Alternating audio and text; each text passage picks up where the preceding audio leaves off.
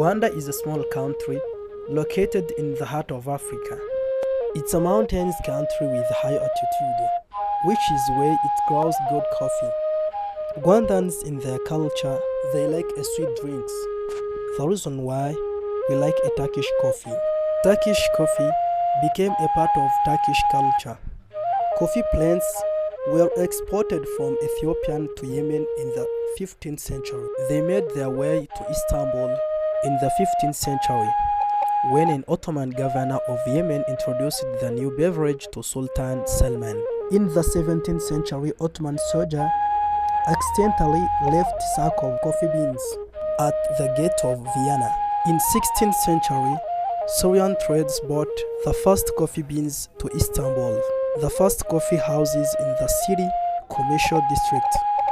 Turkish coffee is also used as a test of a potential husband. My name is Isaac Nyamuro. I'm glad to be with you. Have a happy World Turkish Day. Afiyet al-sun.